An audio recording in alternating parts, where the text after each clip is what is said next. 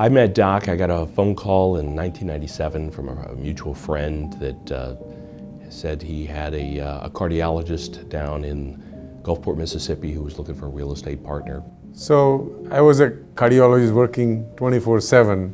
I had all this land, did not know what to do with it. A friend of mine who was also my confidant and advisor on the medical side recommended that we meet with somebody who has more knowledge about real estate. That led to meeting with Steve Mantasana, and this Steve Mantasana said, "This is too big a deal. What are you doing?" But let me tell you, I know somebody else who has knowledge of how to develop large plots of land. His name is Patrick Barber. I flew down, spent the day with him. We had our what we call the typical Sangani lunch, a Subway sandwich, and while he was doing patients, he took time, and then when he finished up, then we went out and looked at real estate together, and it was a lot of fun. I got to really get to meet him, and we decided that with all of the activities going on the coast in Mississippi, that with the casinos going there, that we would look at acquiring some property and developing, and we ended up buying 150 acres together and developed that out. And our first deal turned out to be a huge success, and that was a Lakeview development that we did. Doc kept chasing after me, that he really wanted to create a company, a real estate company, and he just felt that that we hit it off so well and got along extremely well. We are exactly opposite in our skill sets, and it has really worked well.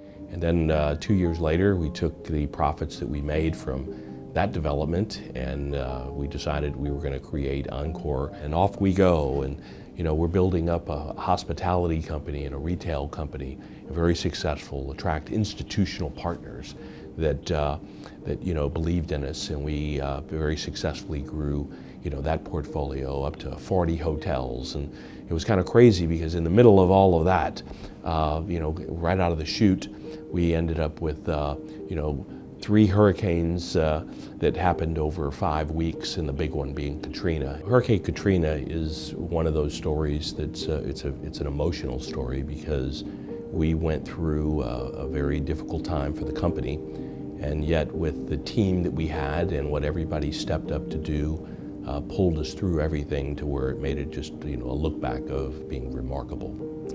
And so we had a huge amount of damage that was done. There was a sheer moment of terror.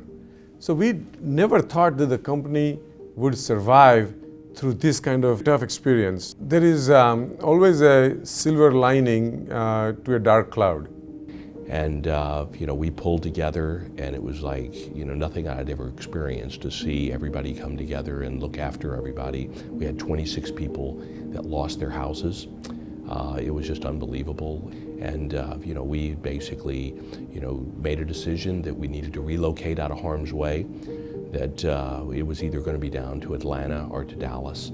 And Doc and I decided that we were going to put it to the group and let them kind of go with along to decide where our fate was going to be.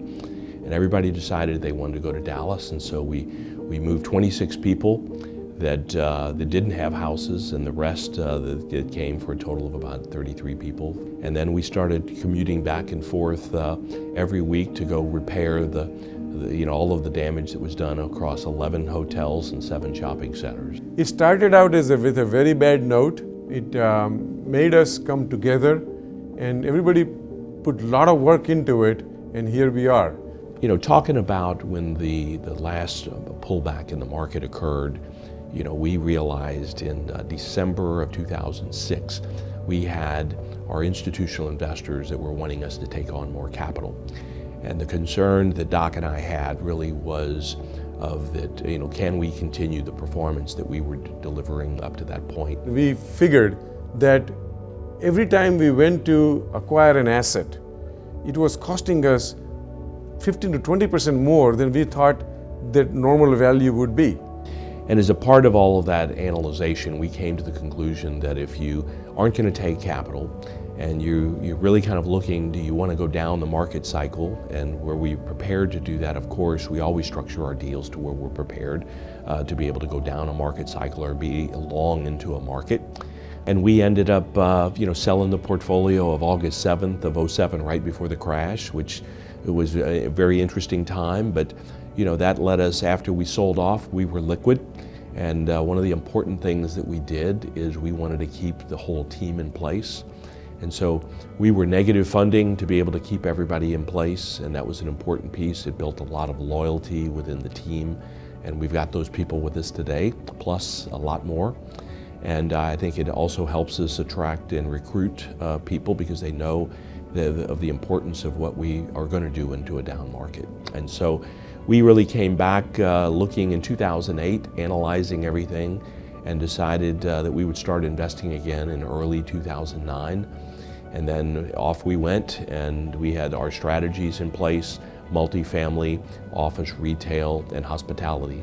And we've made that run all the way up to this point. It's amazing, of the 20 years of the run and the performance of what we've done.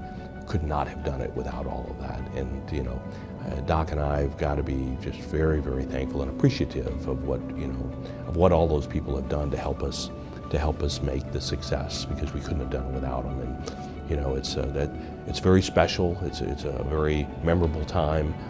It should be a celebratory time for us, to be able to enjoy this mark in time, and we're looking forward to being able to continue and keep it going a long time.